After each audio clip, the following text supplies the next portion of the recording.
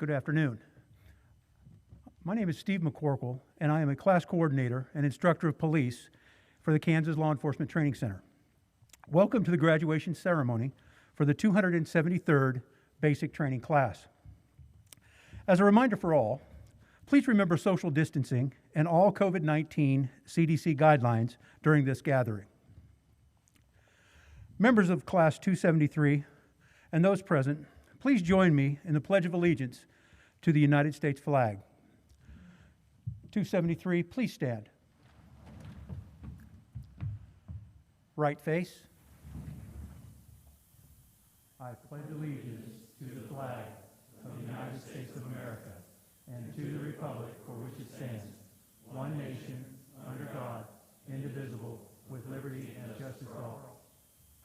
Center face. You may be seated.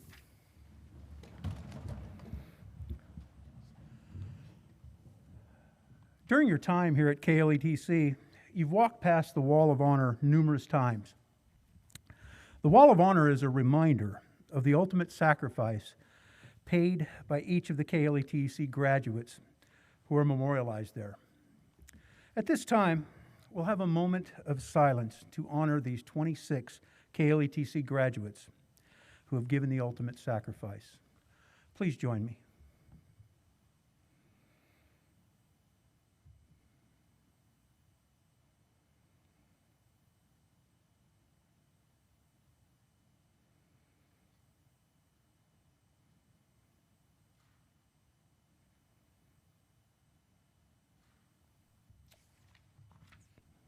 Thank you. First, let me tell each of you, the members of the 273rd Basic, how much I appreciate each and every one of you and all of the efforts that you've put in here at your time at KLETC.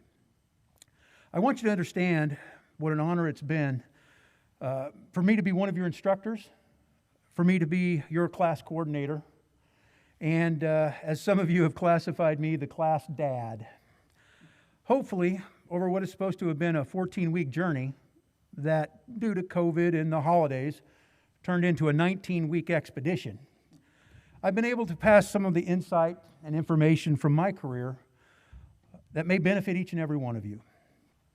In the beginning of your time here at KLETC, you likely arrived and were in some fashion at least a little bit out of your comfort zone. Being forced into a unique environment and with unknown experiences and challenges ahead of each of you. Those experiences and challenges, I hope that you have truly come to respect and even appreciate them. The training, experiences, and information you've been gained while you were here are truly priceless and will in some form help you be successful in our profession.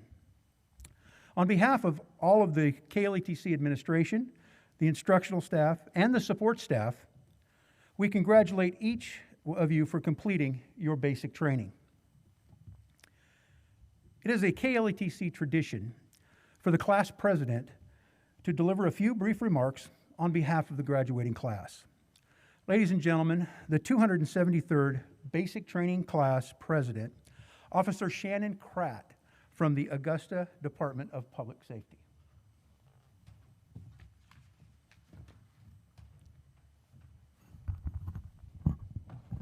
Good afternoon.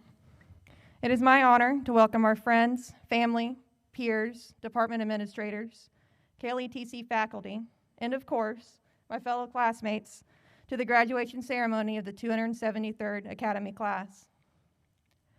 While many of you are not able to be here in person with us today, do know that we appreciate you being here in spirit and supporting us from afar. I would like to thank the many instructors we have had here at KLETC for sharing their knowledge and experience with us, and most of all, putting up with us in class.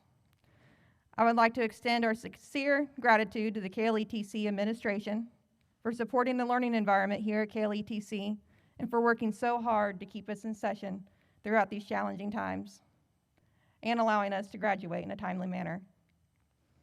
Perhaps most of all, I would like to thank our class coordinator, Mr. Steve McCorkle, for supporting us and encouraging us. I know we were an absolute joy to be around and easy to work with all the time, but nevertheless, Thank you for putting up with us and getting us through. You're a true inspiration to us. Thank you for going above and beyond to see us succeed. To my classmates of the 273rd, congratulations. We made it. You all have worked so hard to be here today, and I'm proud of you all and am honored to be your president. Today, we also wish to welcome our former classmate, Mr. Trent Maggard. Our class suffered a great loss when he had to leave us. We had hoped he'd be able to join up with us soon after, but unfortunately it did not work out that way. Sir, myself and the 273rd would like to thank you for your wealth of knowledge, experience, and kindness that you showed us. We miss you dearly throughout these 14 weeks. Even though you were not able to be with us physically and complete the journey with us, we know you were here with us in spirit. You may not have technically graduated with us, but you are and will always be part of the 273rd. Thank you for making the trip out here to join us. This is your day too.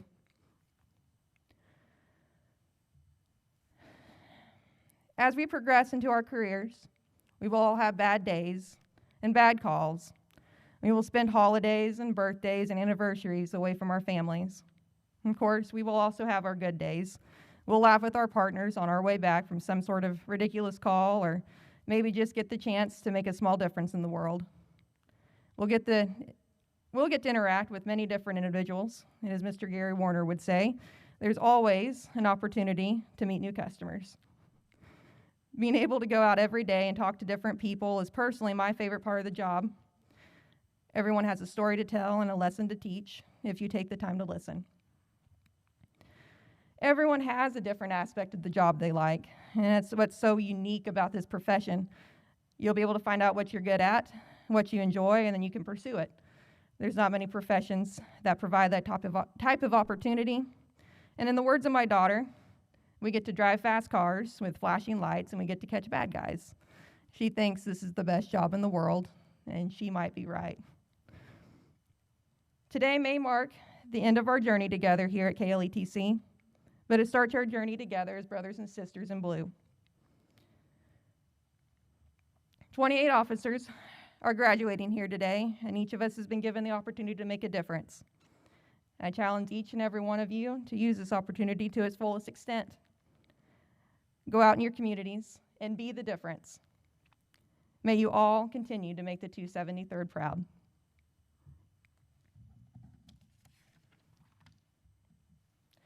It is also my honor to present the Legacy Project of the 273rd Basic Training Class. If Associate Director Alvin Sowers could please join me on the stage.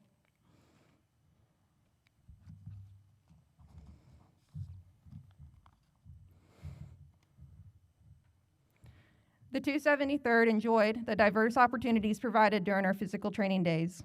With that in mind, the 273rd wanted to contribute to the physical training program.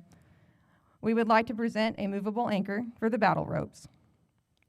We are also presenting a monetary donation to the KU Endowment Fund to support the continued upkeep of the honor wall. With this donation, we remember our brothers and sisters in blue that have gone before us. 273, thank you very much. We appreciate the support. Thank you, sir. Don't go anywhere.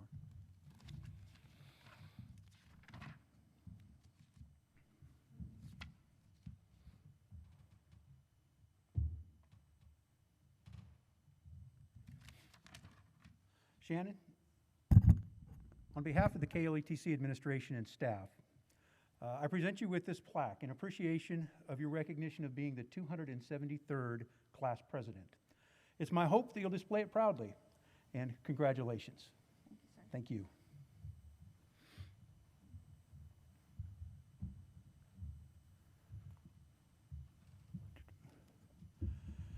It is my pleasure to introduce you to today's commencement speaker.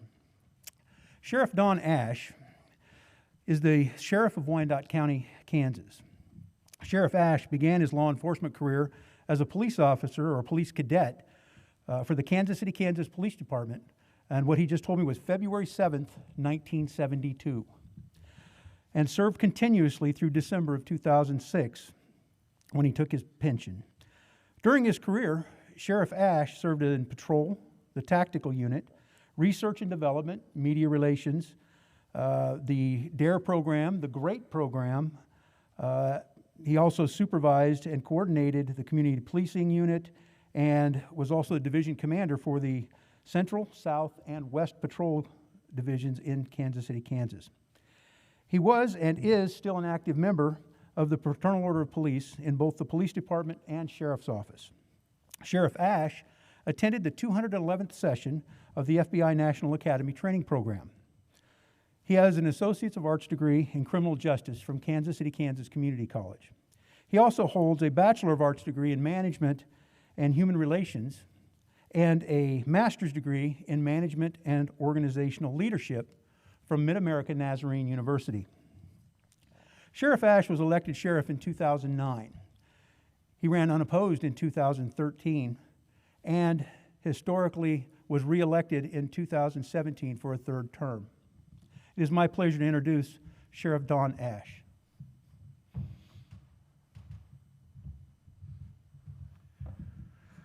Thank you, Steve.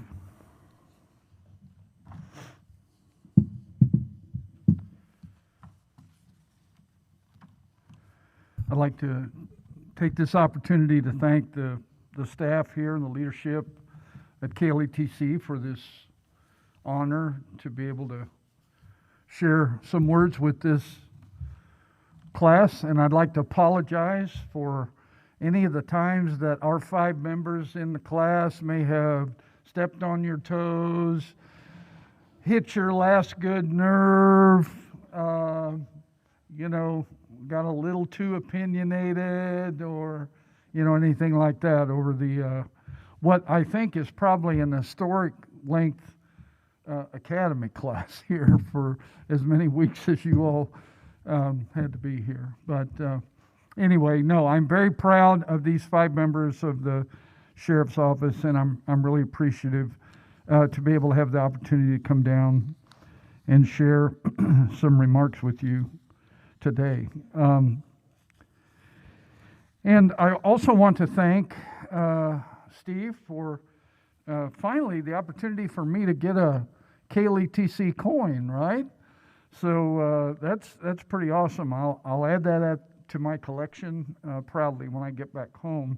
And actually, I'd like to start my remarks today with some comments regarding the inscription on the back of this coin, that integrity is the basis for community trust. Because this profession is all about integrity. It's all about integrity. And so I just have a little story I'd like to share with you. I'm terribly sorry that Gary Steed, who is the director of Kansas Seapost, wasn't able to be with us today. I hope he's watching online, Gary. If not, I'm sure somebody's going to get a hold of you, and you're probably going to look it up and watch it after I get done telling this story. But to illustrate the integrity piece, we were in Lake Ozark, Missouri a few years back for the FBI National Academy retrainer, and Gary plays golf and I play at it, and a number of people, and we always get together for a little social round the day before the conference starts, just to kind of have a tune-up. And so we're out playing just a little friendly competition. But to make a long story short, we come down to the last hole in this round, and Gary and I are tied in the lead with our scores, right? And so the other guys were, playing along with us, but they decided just to let us play this last hole out by ourselves. And so we stepped up to the tee. The hole's just a little under 400 yards, which really works good for me because I'm not a long ball hitter.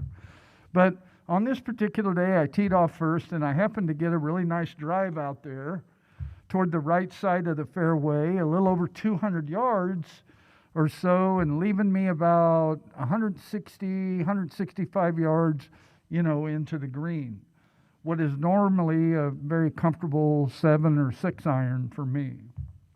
And so Gary steps up and he hits a monster shot out there, right?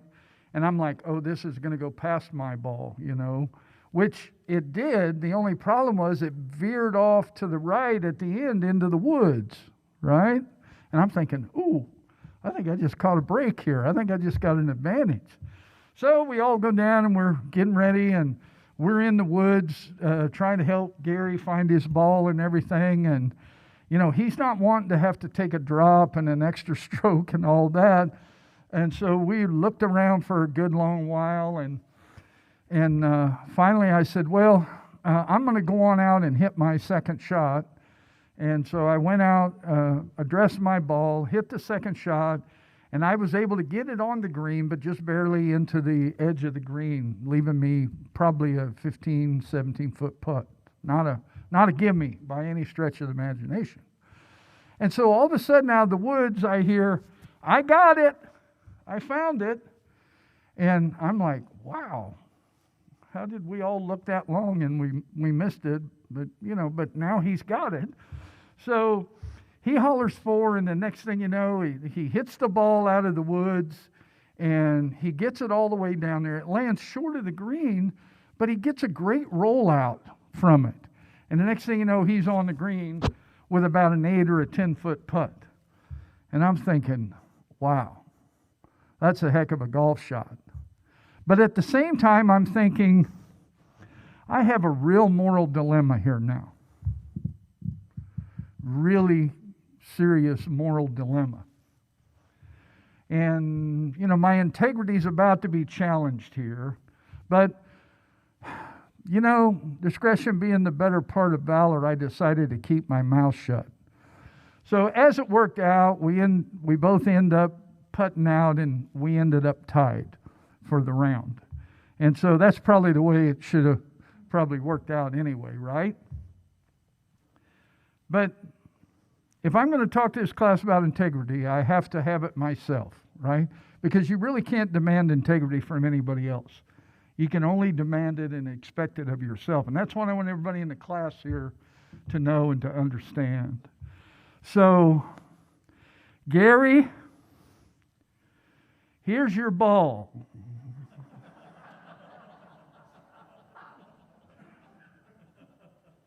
And I'm going to leave it here with the staff, and you can pick it up at your convenience.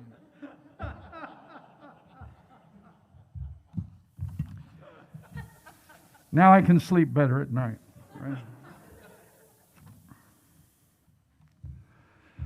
Thanks, Gary, for being the butt of my joke and letting us have a laugh and letting us have a little fun. I just wish you were here so we could see your face. I really do. I had to look a long time to find that pink ball, too, by the way. I'll just let you know. Okay, so to the class and to the folks here, I want to start by saying, as Steve said, Sunday's going to be my 49th year anniversary in this work. That's why I got all of these stars up here, right? 1 star for every 5 years. And but I'm going to finish at the end of this calendar year, so I'm not going to get to February 2022, to make it a full 50 years there. But Sunday's a big day, right? And Super Bowl Sunday, but it's going to be a big anniversary for you, ma'am. The guy who's been my undersheriff, Larry Rowland. We started together in the police cadet program back in February 7, 1972, and we worked together a good number of years. Larry went on to finish his career at the Kansas Highway Patrol and took his pension from there a year before I took my pension from the police department. And then as I was pursuing this sheriff thing that I let somebody talk me into, I was thinking about people who could be my undersheriff, and Larry just really stood out to me, and so I reached out to him. He was gracious and kind enough to accept it, and so we've been serving together. But actually, Wednesday, February the 3rd, was his last day. Larry's had some significant health challenges, particularly over the last 12 to 18 to 24 months. And he just decided it was time that he needed to, to go into the permanent retirement and just sort of concentrate on getting his health back and getting squared away. And he's like a brother to me, literally, because we served all of those years together. Even though he ended up in one organization, I ended up in another. We were able to come back together in yet a third organization and essentially finish out. And so I want to say to Larry, thank you and congratulations, because he's been a great partner. Literally, he's been a great partner all of these years. We tell lots of people that we've been partners, for 45, 46, 47 as the years sort of ticked off. And we're just a couple of cops that are currently assigned as the sheriff and undersheriff of Wyandotte County, Kansas. But we're cops. And so I say that to tell the class, you've talked about your relationships here. You've talked about how close you've gotten, some of the things you've endured. You don't know what's ahead and what's down the road. And in many ways, even though it is time and I am ready to finally accept the retirement assignment, I envy you. I envy you in many ways. It's been a great run over 49 years. Not everything's been good. Not everything's certainly been great. And she talked about, we're going to have our good days, we're going to have our bad days. Yep, you are. You for sure are. But you don't know that maybe you've made some lifelong friends during this shared experience here. And you literally now are a band of brothers and sisters, if you will. And I hope you stay in touch with one another when you go back to your individual communities. I hope you'll stay in touch and take those opportunities to be in touch, because you never know where you're going to end up, and you never know when you're going to maybe need to reach out to a former partner and get some help or have some help or some assistance to finish something out. And yet, we are serving in times that are very difficult right now for law enforcement, particularly since May of 2020, and but somewhat before that, but certainly since May of 2020, following the murder of George Floyd in Minneapolis, and we've been getting hammered on quite a bit, and actually some of the stuff that is out there in the national narrative is just ludicrous and ridiculous. Do we need some reform in our criminal justice system? Probably we do. There are probably some common sense things that we need to take a hard look at, and we probably need to change. Can we be better? Everybody be better, from chiefs and sheriffs to senior administrators to frontline supervisors to deputies and patrol officers and those at the frontline level, whether you're an agent or whatever you are in your agency at that front level. Yeah, we can always be better. We can always improve. And there are things that we should improve on. But I think it's also important that we take the time to edify and educate our communities about really what our role and our purpose is. So I got 4 main themes I want to talk about here for just a few minutes, and then I've got some suggestions or some lessons for you, and then we'll wrap it up. The first one is role and purpose. Many, if not all, or certainly most, law enforcement agencies are bureaucracies. And they're legislative monopolies, which, too often wind up worrying about following some bureaucratic rules or some politically correct, phrase of the day or whatever, than focusing on what their true purpose is. And what is our true purpose? At the very core and at the very essence of it, cops should be considered peace officers. Cops should be considered peace officers. And their identity as peace officers should be a part of the agency's lexicon and the agency's organizational psyche. We need to treat you and manage you and lead you and mentor you as peace officers. We need to reestablish that reality in our communities because far too many things have been thrust upon the modern day law enforcement officer. Far too many social problems and ills that exist in our communities of all different sizes. The police have been asked to solve and deal with a lot of those problems. And so we need to reestablish the fact that as peace officers, we too, you all too, are the community. You are part of the community. The police are the community, and the community are the police.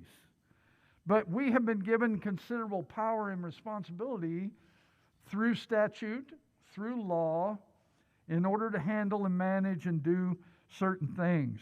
And with that authority comes incredible responsibility to be sure that we are wielding that authority properly and that we are working with the people in our communities to earn their trust by integrity as the basis of community trust so that they will allow us to be peace officers for them in those communities.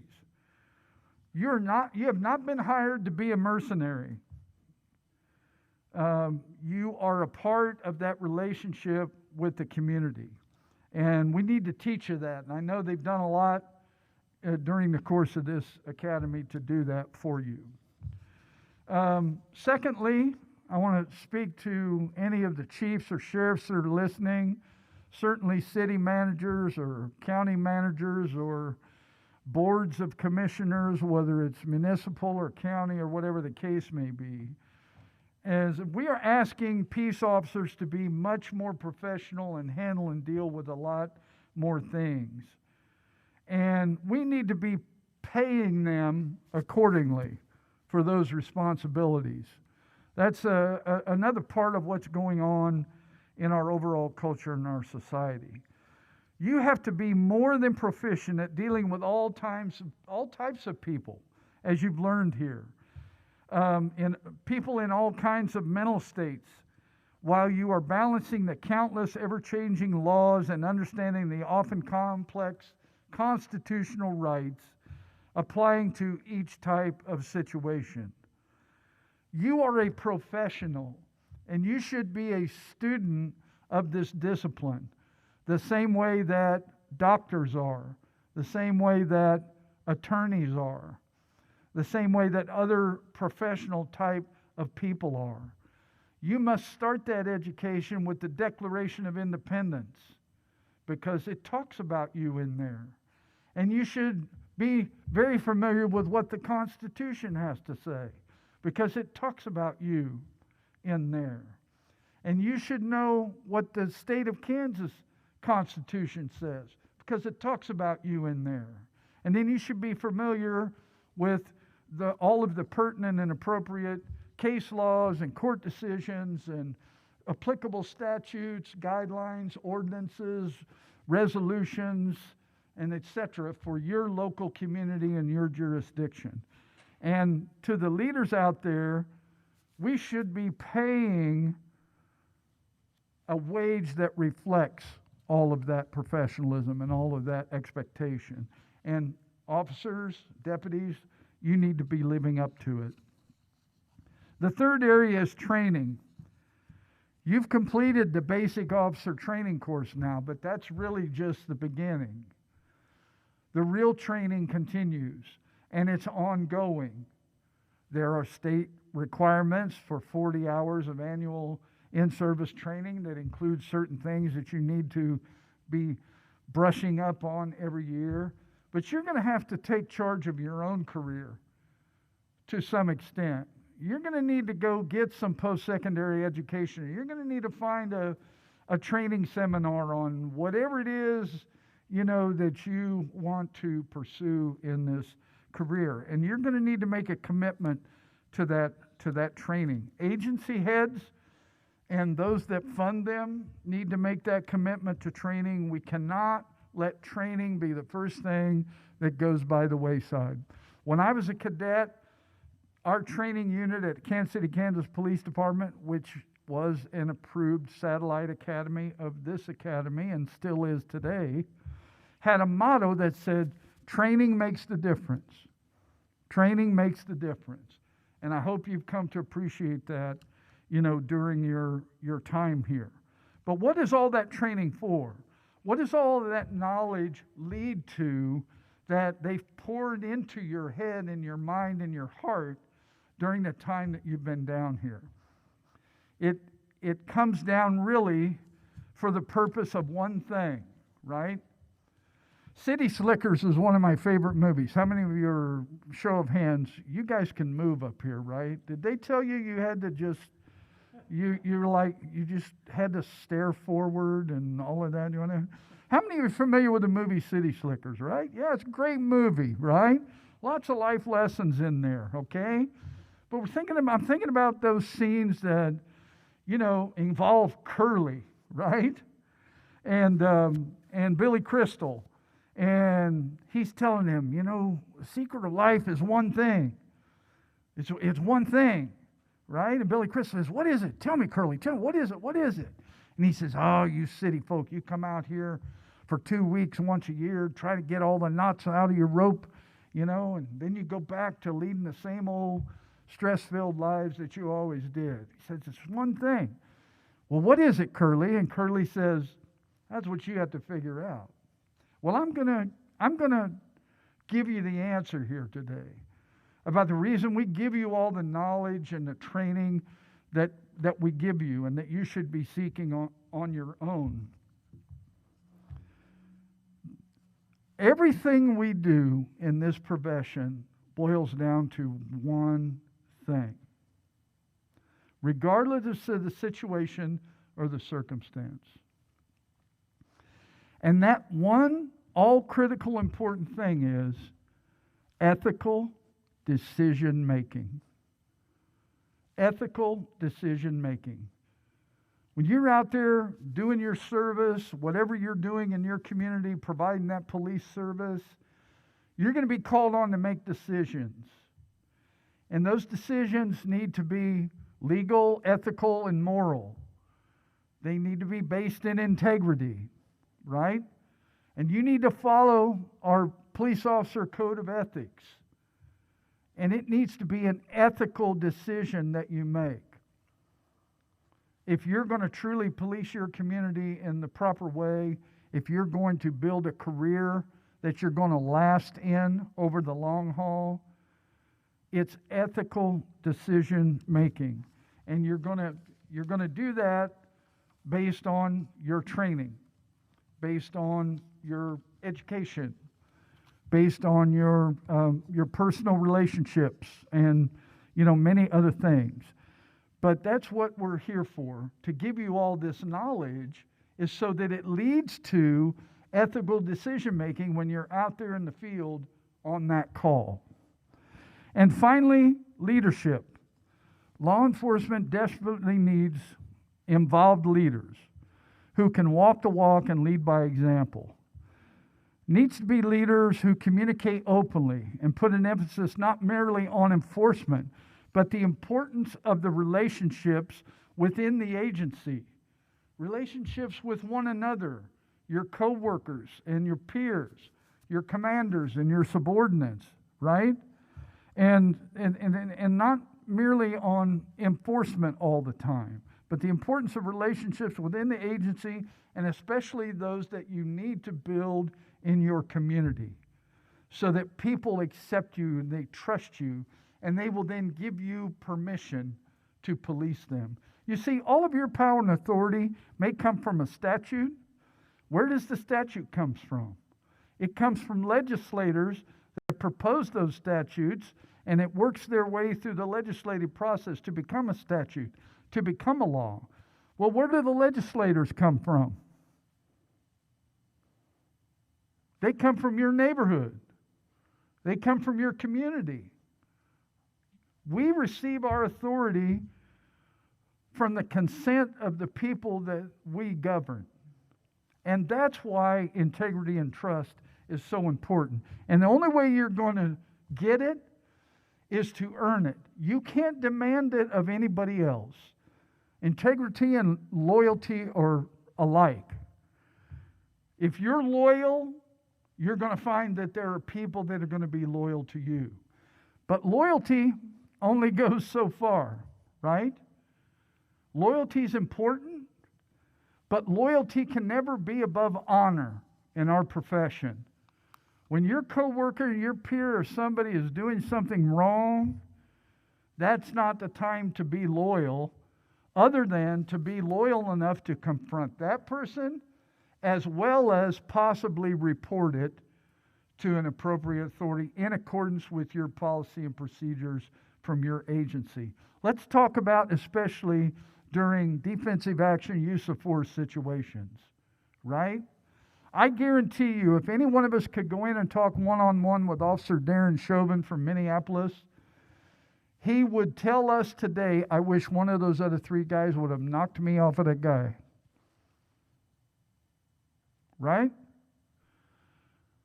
So they think maybe they're being loyal and he's the senior guy and they're newer and, they're not doing anything. Okay? Never put loyalty above honor in those situations. It's honor first. It's integrity first. It's ethical decision making in the moment of choice. And here's the thing, you've got to decide to be that way before you get in that situation. And so we need a lot more about that. So those are some ways that I think we need to reform the police and reform our criminal justice system. And finally, I just want to talk to you about some ways that you can improve your life and improve your career, and then I'm going to be finished. Am I on time? Okay, all right. Okay, number one, face your fears, right? Face your fears. You've had to do a lot of that since you've been here, I'm sure. Maybe some of you had to face some before you even came here, before you even put that application in for the job. Okay? Maybe you had some concerns and some issues, and maybe you've had some since you've been going through this training. It's probably a good thing. It's probably a good thing, right? But you've got to face your fears, and you've got to conquer them sometimes. And you've got to respect the ones that need to be respected, right? I'm not afraid of the water, but I have a healthy respect for it when I'm in the water, right? And so it's the same kind of a thing here. But you need to say, what am I afraid of? And what I could do to change that. So do that as you move through this career. There may be other things, and I'm almost guarantee you there will be, that you'll have some fear about or some trepidation about. Number two, exercise your willpower to change direction. Human beings are the only living things on earth that have the power to create and shape their life and their destiny and to change a direction if they sense or see that it's going in the wrong direction. You don't have to keep doing what you've been doing the last 6 years if that's not yielding you the benefits that you want. Pick a new destination and go that way. Use your willpower to start that process. You don't have to repeat last year and the year before that. You can change it. Clean up the errors. Invest in it now. And let it pay you dividends down the road. Number three, always be willing to admit your mistakes. Own your mistakes. Own your mistakes. It is our human nature, right? Ever since the Garden of Eden, to not want to admit our mistakes, right? It says in Genesis, they heard God walking in the garden and they hid themselves. Why would they have to hide? Well, because it goes on to say they realized they were naked, right? And then when God questions Adam about it, he said, did you eat of the fruit of the tree of the knowledge of good and evil? And Adam says, the woman that you gave me, she gave it to me, and I ate. Not only did he blame her, he blamed God. The woman that you gave me gave it to me. That's our true human nature. We can't fix anything and get beyond our mistakes if we can't be man enough or woman enough or professional enough to own it. Own it. Few of the mistakes that you'll make are fatal. I certainly hope that for you. So admit them, move forward from them, and once again, exercise your willpower to change directions. Believe in yourself. I know you've learned to do that down here. You've got to believe in yourself. You've got to believe in the possibilities. You've got to have a goal. You've got to have a dream. You've got to work toward it. And one thing I want to tell you about setting a goal is you need to set a big goal, right? In Collins's book, Good to Great, which I suggest all of you read, he makes the point that when we set a goal, it needs to be a BHAG goal, right? Big, hairy, audacious goal. Because a goal needs to be big enough that while you are in the pursuit of it, you become something worth becoming. So set a good goal. Set a big goal out there. And believe in yourself that you'll be able to achieve it. And then ask for wisdom, right? It's wisdom that creates the good answers. It's wisdom that forms the foundation, the basis with all of our training and knowledge and experience and so forth for good ethical decision making. Don't wish that things were easier. Wish that you were better. And then seek to be better and go for it. Invest your profits, right? Invest your profits. What profits are you talking about, Sheriff? A wise person once said that wages is what helps you make a living. Profit is what makes you wealthy. So learn the spiritual discipline of investing some of your wages in something that's going to generate and create profit for you.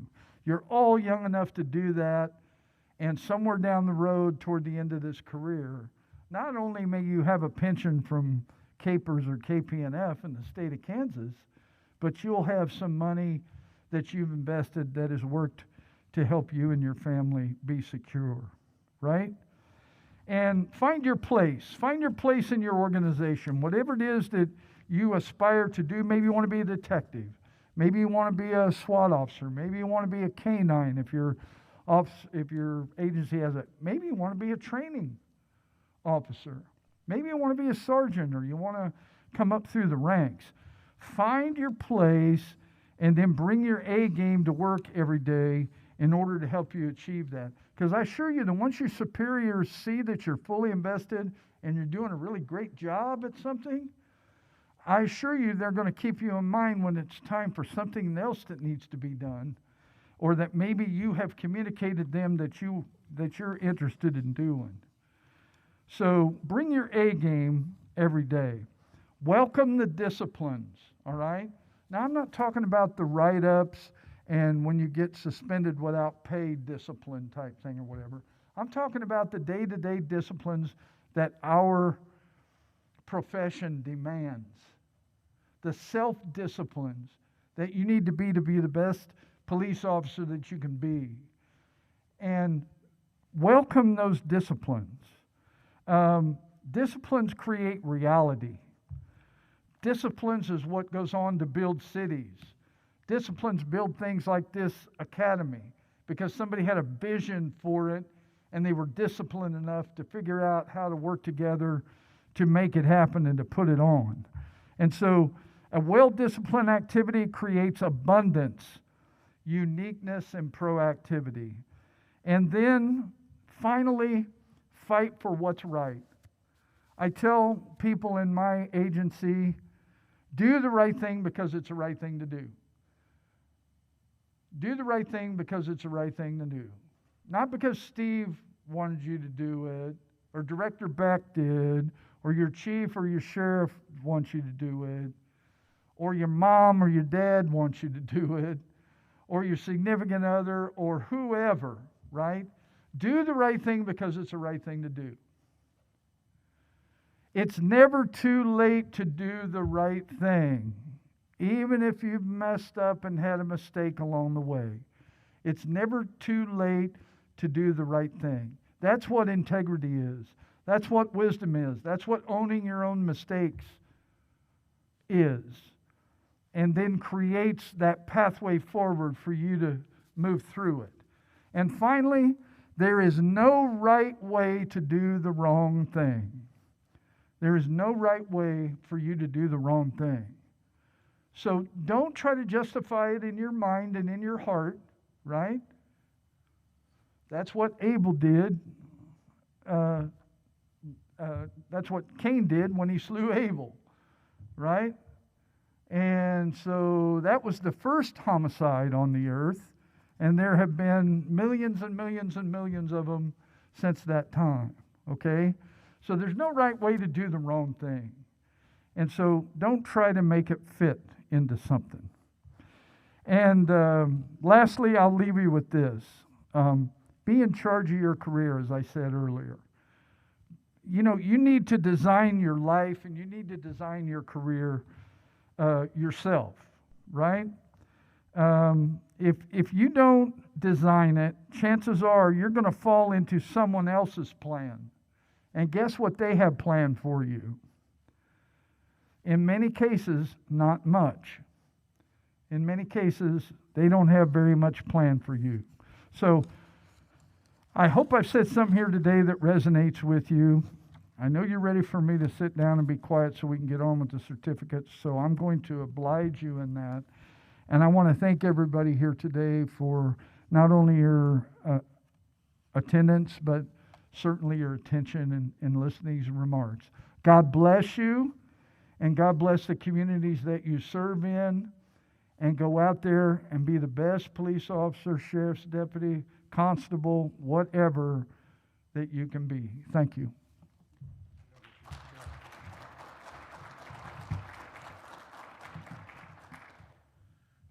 Sheriff, on behalf of the administration here at the Kansas Law Enforcement Training Center and the staff, we'd like to present you with this acrylic trophy for to commemorate your being the commencement speaker for the 273rd Basic Class.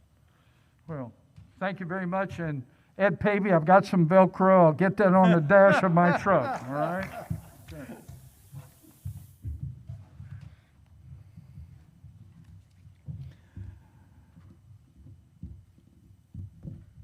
273rd. Now, as you all know, here at KLETC, ethics are at the forefront of our training and our profession.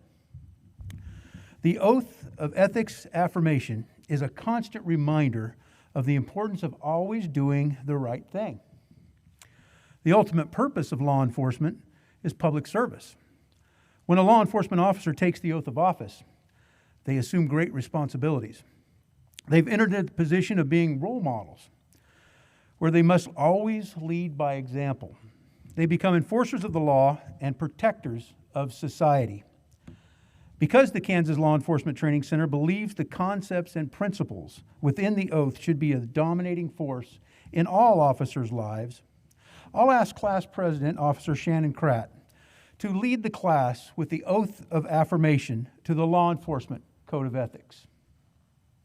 Officer Kratt, would you please step forward and lead the class in the oath?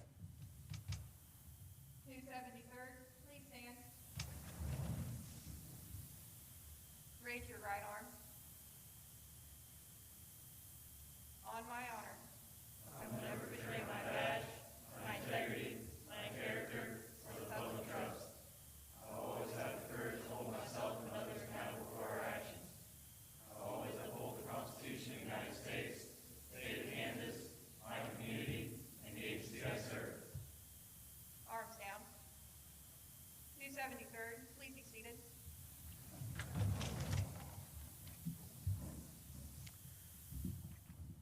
I'd like to talk to you for just a moment. In your packet, you'll be receiving a challenge coin. The same coin that Sheriff Ash mentioned here. Similar to this one that I have in my hand. The challenge coin is something that few people know about, but to those who do, these coins are very symbolic and meaningful. They're given to someone as a reminder of them or a confirmation of membership in an organization or a group. In this case, the coin is recognizing you as a graduate of KLETC. I'll ask you to carry it with you as a reminder of your time that you were here and the lessons and the friendships that you have gained. On the back of this coin is an oath that you just recited. In carrying it with you, you'll let it